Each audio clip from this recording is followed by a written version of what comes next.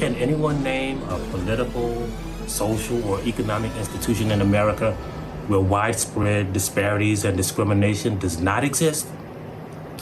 Don't worry, I'll wait. Such a great question from my friend The Roots, Michael Harriot, and I actually have an answer.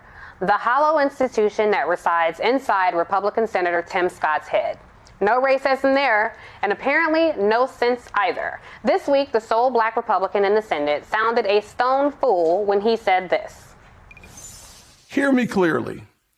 America is not a racist country. Okay, let's be clear. Tim Scott does not represent any constituency other than the small number of sleepy, slow-witted sufferers of Stockholm Syndrome who get elevated to prominence for repeating a false narrative about this country that makes conservative white people feel comfortable.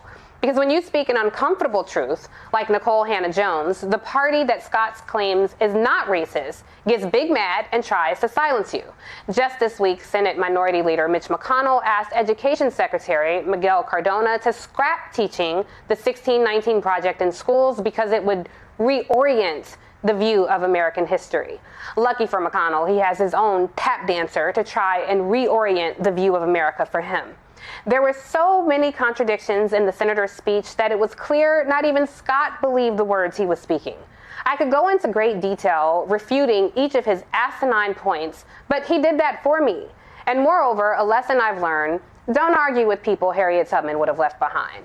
And sure, Tim Scott has spoken out about his encounters with law enforcement, and he co-sponsored the anti-lynching bill in the Senate, but there are two sides to every token. So thirsty for white approval, this dude actually stood on the national stage to defend the voter suppression law in Georgia, even though, as of last month, 361 bills were being introduced in 47 states to keep people who look like him out of the ballot box. The ability to shame the ancestors and appease the oppressors all in one speech, that's extreme.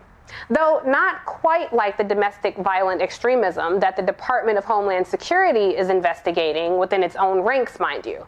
But please, Senator, say more about how unracist the country is while you trot out that tired line about going from cotton to Congress to clown.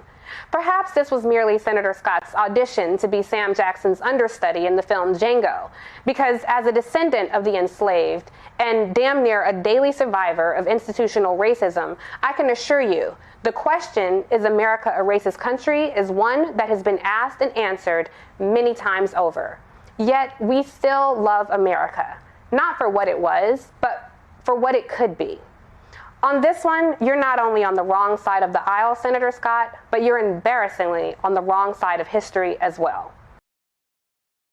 Hey, thanks for watching our YouTube channel. You should know that you can follow today's top stories and breaking news and catch up on your favorite MSNBC shows all in one place. Download the NBC News app today.